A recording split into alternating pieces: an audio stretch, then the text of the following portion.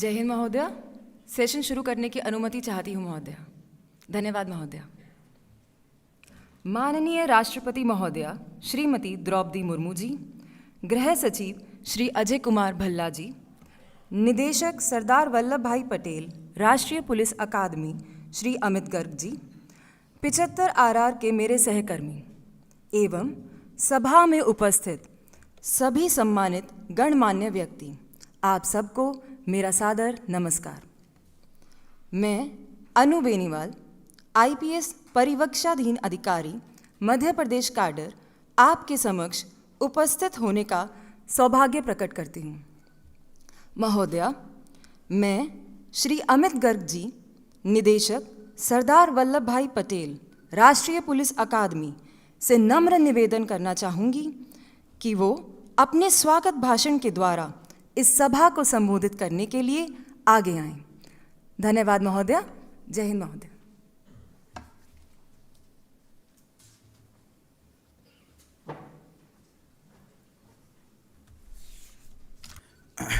Honorable President of India, Honorable Union Home Secretary और सम्मानित गणमान्य व्यक्ति, मैं आज 75 आरआर जो कि 2022 बैच के आईपीएस प्रोबेशनर्स को संबोधित करते और उनके साथ बातचीत करने की सहमति प्रदान करने के लिए भारत की माननीय राष्ट्रपति महोदय को धन्यवाद देना चाहता हूँ। यह एक गौरवपूर्ण क्षण है और आपके सुझावों और प्रेरणात्मक शब्दों को सुनने के लिए आज हम सभी का उपस्थित रहना राष्ट्र पुलिस अकादमी के लिए सम्मान का विषय है। भारत के माननीय राष्ट्रपति 27/12/2022 को सरदार वल्लभ भाई पटेल राष्ट्रीय पुलिस अकादमी हैदराबाद का दौरा किया था और आपने उस दौरे में 74 आरआर जो कि पिछला बैच 2021 को आपने आईपीएस प्रोबेशनर्स के साथ बातचीत की थी। आज आपके समक्ष 32 महिला अधिकारियों सहित 75 आरआर 2022 के 155 प्रशिक्षु अधिकारी उपस्थित हैं, जिन्होंने राष्ट्रीय पुलिस अकादमी में 29 सप्ताह का बेसिक ट्रेनिंग पूरा किया और 27 अक्टूबर 2023 को अकादमी में उनका दीक्षांत परेड समाप्त हुआ। 155 अधिकारी प्रशिक्षुओं में से 79% पुरुष हैं और 21% महिलाएं हैं। बैच की औसत आयु 28 वर्ष है। 59% को उनका पिछले कार्य का अनुभव है। 60% इंजीनियरिंग बैकग्राउंड के हैं और सबसे ज़्यादा महाराष्ट्र, यूपी, राजस्थान से हैं, जो कुल बैच के 41% हैं। एनपीए के फेज़ 1 ट्रेनिंग के प्रशिक्षण के दौरान IPC, CrPC, evidence act, internal security and public order, forensics, investigation, ICT, attitude, ethics, human rights, criminology का इनपुट दिया गया। आउटडोर में physical training, drill weapon firing, yoga, unarmed combat, field craft and tactics, map reading, motor driving, equitation, swimming इत्यादि। इन 39 सप्ताहों के phase training में 9 सप्ताह विभिन्न ऑर्गेनाइजेशंस के साथ अटैचमेंट शामिल हैं, जैसे grey hounds, army, ITBP, BSF, CRPF, parliament, Bharat दौरा एवं 2 सप्ताहों का दिल्ली का अटैचमेंट। ये आईपीएस प्रोबेशनर्स दिसंबर 4, 2023 से 30 सप्ताह के लिए अपने अपने कैडर में डिस्ट्रिक्ट प्रैक्टिकल ट्रेनिंग के लिए जा रहे हैं। इस चरण के दौरान उन्हें एक पुलिस स्टेशन के एसएचओ के रूप में काम करके पुलिस स्टेशन प्रबंधन में ऑन द जॉब प्रशिक्षण मिलेगा और साथ ही उप मंडल और जिला स्तर के पदाधिकारियों के साथ मिलकर जिला उप मंडल प्रबंधन में व्यवहारिक प्रशिक्षण भी मिलेगा। माननीय राष्ट्रपति महोदय, राष्ट्र निर्माण से आपका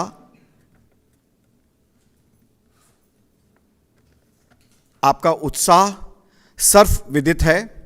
आपने अपने सार्वजनिक जीवन में जनता के उत्थान के लिए सरकारी योजनाएं के प्रति काफ़ी प्रयास किया है। राष्ट्रीय पुलिस अकादमी के निदेशक के रूप में मैं इन नए आईपीएस प्रशिक्षुओं के साथ बातचीत करने की सहमति देने के लिए एक बार फिर आपको धन्यवाद देता हूं।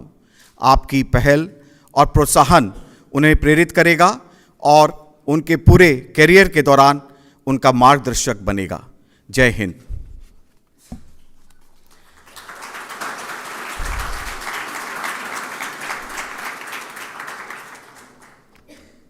अब मैं अनुष्का कालिया को अपने एक्सपीरियंस के लिए निमंत्रण करता हूँ। माननीय राष्ट्रपति महोदया, मैं अनुष्का कालिया भारतीय पुलिस सेवा के 75वें बैच से हूँ। मुझे आगमुट काडर प्राप्त हुआ है। आज मैं आपके समक्ष अपनी ट्रेनिंग के कुछ अनुभव साझा करना चाहूँगी। सर्वप्रथम मेरा अनुभव आपसी सहयोग पर आधारित है। हमारी ट्रेनिंग प्लाटून स्तर पर होती है। हर प्लाटून में करीब 20 से 22 लोग रहते हैं। शुरू में इन्हीं चंद लोगों के साथ पूरा दिन व्यतीत करना कठिन लगता था, पर जैसे ही ट्रेनिंग आगे बढ़ी, हमें ट्रेनिंग में काफ़ी मुश्किलें आईं, तभी इन्हीं सहकर्मियों का सहयोग मदद आया। बल्कि यही सहयोग काफ़ी बार गहरी मित्रता में भी परिवर्तित हुआ। मैं एक उदाहरण देना चाहूँगी इसी बात का। हमारी अकादमी हमको ग्रेहाउंड्स अटैचमेंट के लिए भेजती है, जिसके अंतर्गत हमको 5 दिन जंगल में गुजारने होते हैं। इसी ऑपरेशन में हमको एक एम्बुश ऑपरेशन करना होता है, जिसमें पूरी रात हमको दुश्मन के इंतज़ार में आड़ लेनी होती है। परंतु जिस दिन हमारा एम्बुश ऑपरेशन था, उसी दिन रात को 2 बजे बहुत तेज़ बारिश हुई, और क्योंकि ऑपरेशन 5 बजे तक चलना था, हम सब एक साथ बहुत तेज़ वर्षा में भीगते रहे। इस अनुभव ने हम सब में एक अपनेपन की भावना को बढ़ावा दिया। दूसरी ओर हमारी अकादमी में हमको कई रूट मार्च भी करने होते हैं, और मेरा मानना है कि ये रूट मार्च तभी सफल हो पाए क्योंकि हमको एक दूसरे का सहारा था। इस ट्रेनिंग ने हमको सिर्फ व्यक्तिगत ही नहीं बल्कि आपसी तालमेल भी सिखाया। महोदया, मेरा दूसरा अनुभव काफ़ी महत्वपूर्ण रहा है। काफ़ी समय ट्रेनिंग के दौरान ट्रेनिंग को लेकर मन में काफ़ी प्रश्न आते थे, हम सबको ही। हमको छुट्टियां नहीं मिलती थी, और एक समय ऐसा था कि पूरा दिन हम पुलिस स्टेशन विज़िट करके वापस रात को 1 बजे लौट कर आए थे, और सुबह फिर 5 बजे हमको पीटी के लिए रिपोर्ट करने को कहा गया था। एक रात पूरा रात नाइट ड्रिल करने के बाद सुबह फिर इंडोर सेशन अटेंड किया। उस समय जब भी हम अध्यापकगण से यह प्रश्न पूछते तो हमको ये कहा जाता कि पुलिस की नौकरी ऐसी ही है। आज ट्रेनिंग पूरी होने पर जब मैं पीछे मुड़कर देखती हूँ तो समझ आता है कि यह टाइट शेड्यूल ने हम सब में मानसिक रिजिलियंस का विकास करा। एनपी के ट्रेनिंग ने ना ही सिर्फ हमको कुशल बनाया और शारीरिक तौर पे सशक्त करा, बल्कि मानसिक तौर पे भी मजबूत करा। मैं अपने आप को बहुत भाग्यशाली मानती हूँ कि मुझे एनपीए की ट्रेनिंग करने का अवसर प्रदान हुआ। मेरा तहे दिल से धन्यवाद है। अब मैं प्रशिक्षु अधिकारी ऋषभ बोला को मंच पे आमंत्रित करना चाहूँगी। धन्यवाद।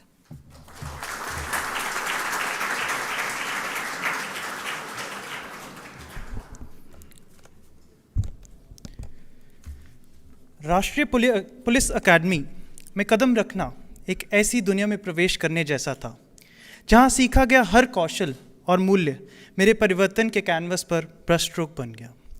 मुझे ज़रा भी अंदाज़ा नहीं था कि यह यात्रा मुझे महत्वपूर्ण अवसर, भारत की माननीय राष्ट्रपति के सामने खड़े होने तक ले जाएगी। भारत के आदरणीय राष्ट्रपति महोदय, देवियों और सज्जनों, वरिष्ठ अधिकारीजन, सम्मानित अतिथियों और मेरे 75 RR के दोस्तों, मैं ऋषभ भोला, 75 RR IPS पंजाब काडर, ऐसी प्रतिष्ठित सभा को संबोधित करने के मौके के लिए हृदय से आभार व्यक्त करता हूँ। जैसे ही मैंने अपना अनुभव साझा करने की तैयारी करता हूँ, मैं उन अविश्वसनीय पाठों पर विचार करता हूँ जिन्होंने मुझे सिर्फ एक लॉ एनफोर्समेंट अधिकारी से कहीं अधिक बनाया। Fear of Heights, swimming, public speaking हम में से कई लोगों के लिए एक व्यक्तिगत जीत थी। जैसे ही हमने इस डर पर विजय प्राप्त की, ये कहावत, जब तक हम अपने डर का सामना नहीं करते, आप ये नहीं जान पाते कि आप क्या करने में सक्षम हैं, मेरे साथ गूंज उठी। यह विकास और साहस का प्रतीक बन गया और मैंने इस नई बहादुरी को अपने प्रशिक्षण के हर पहलू में शामिल किया। घुड़सवारी और एंड्योरेंस ट्रेनिंग ने मुझे दृढ़ता की शक्ति सिखाई। मैं इस विचार पर कायम रहा कि यह सब तेज होने के बारे में नहीं है, यह हार मानने से इनकार करने के बारे में है। सैडल और ट्रैक मेरे लिए कक्षाएं बन गई, जहां मैंने शारीरिक और मानसिक रूप से चुनौतियों का सामना करने का महत्व सीखा। उन्नत हथियारों, यहाँ तक कि रॉकेट लॉन्चरों को भी संभालना एक गहरी जिम्मेदारी के साथ आता है।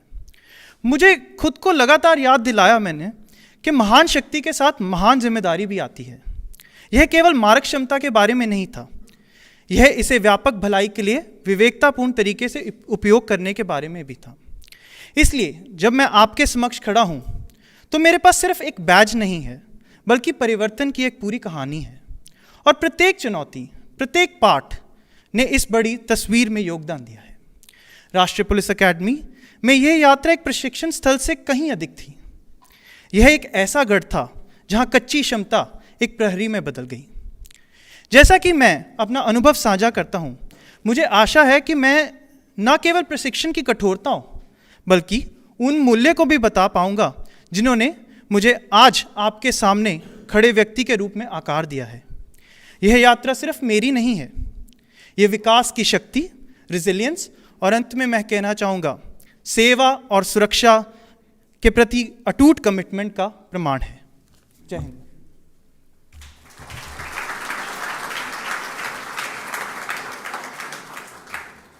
माननीय राष्ट्रपति महोदया, भारत का प्रत्येक नागरिक आपके उदार हृदय एवं उच्च प्रतिष्ठा से परिचित है। यह हमारा सौभाग्य है कि हमें भारत की सर्वोच्च शख्सियत के समक्ष उपस्थित होने का अवसर प्राप्त हुआ। इन महत्वपूर्ण क्षणों को प्रेरणादायक बनाने के लिए मैं आपसे नम्र निवेदन करना चाहूँगी कि आप अपने विवेक, ज्ञान एवं अनुभव को साझा कर हमें मार्गदर्शन प्रदान करें। धन्यवाद महोदय। जय हिंद।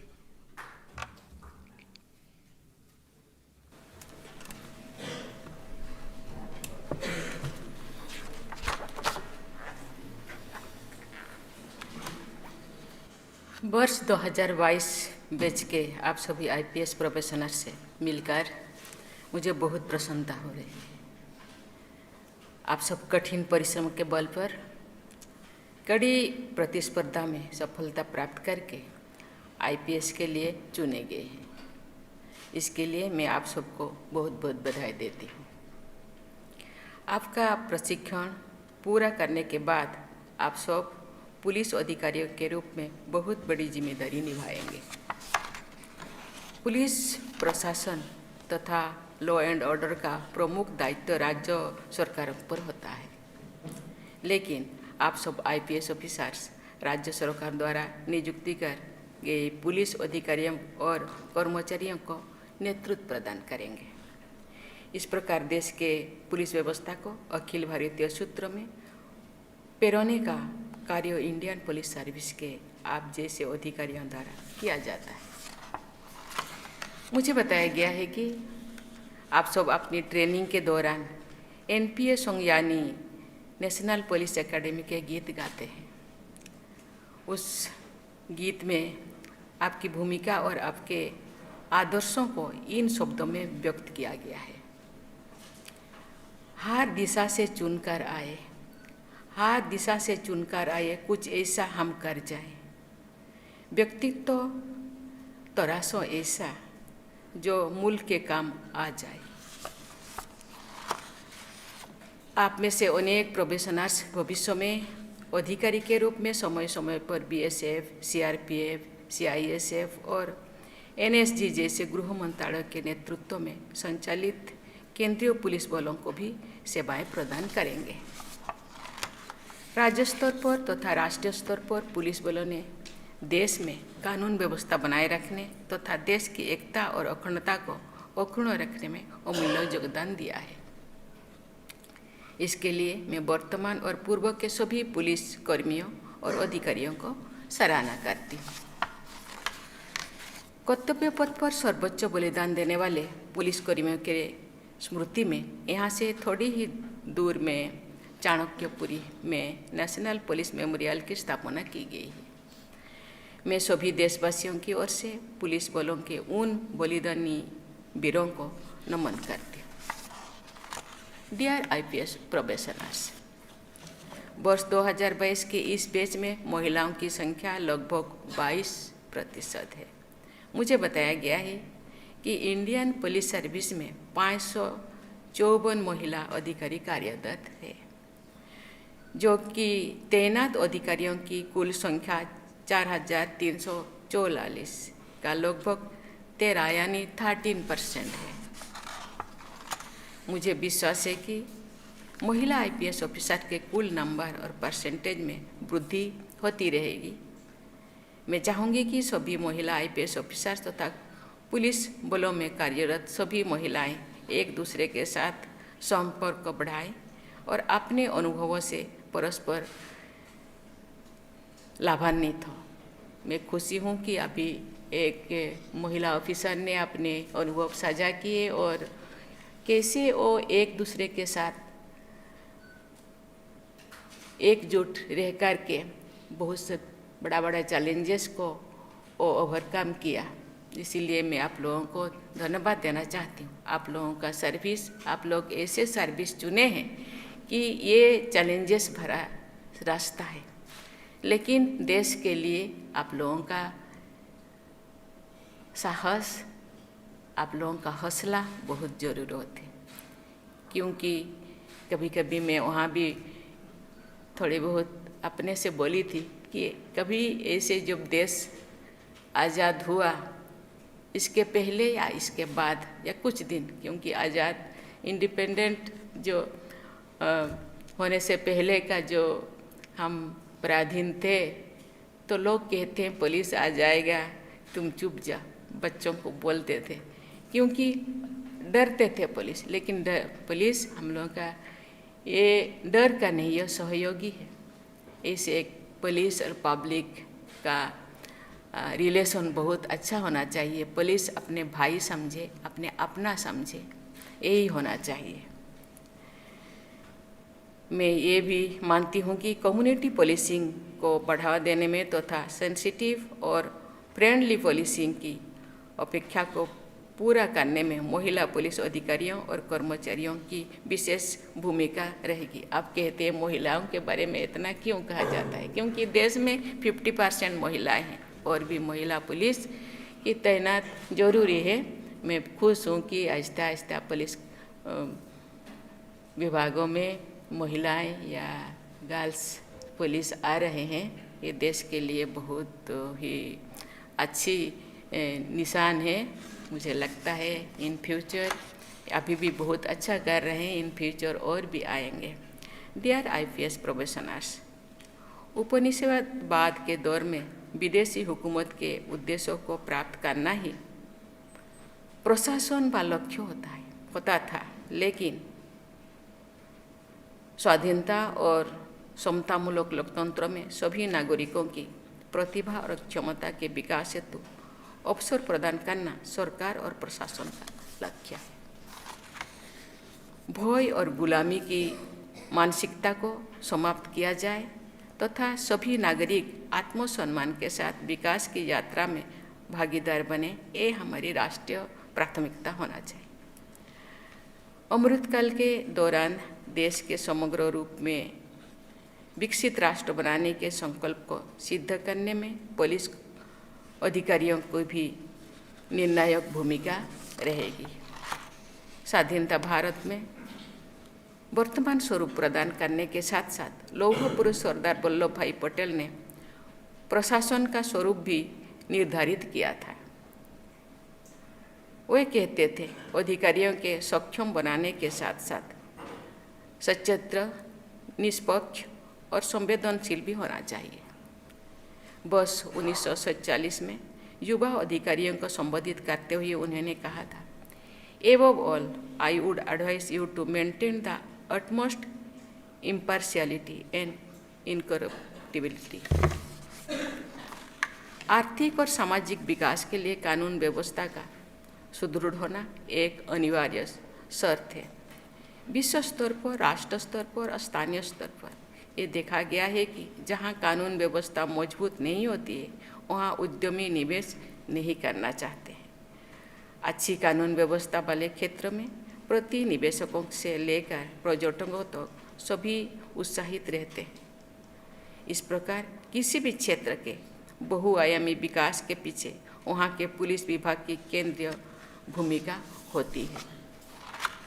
पुलिस बलों के सामने cyber crime, drug cartels, left wing extremism और आतंकवाद सहित अनेक चुनौतियां मौजूद हैं। नई नई टेक्नोलॉजी और सोशल मीडिया के प्रभाव से परिस्थितियां तेजी से बदलती है।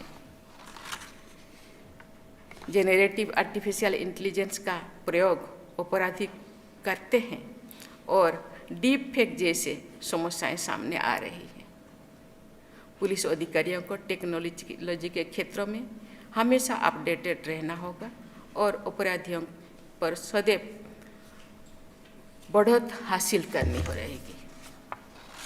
मुझे विश्वास है कि आप जैसे परिश्रमी और प्रतिभाशाली युवा अधिकारीगण सभी चुनौतियों का सफलतापूर्वक सामना करेंगे और भारत के भविष्य निर्माण में अपना अमूल्य योगदान देंगे। मैं आप सबके गौरवशाली भविष्य की मंगल कामना करती हूँ। बहुत बहुत धन्यवाद। जय हिंद, जय भारत।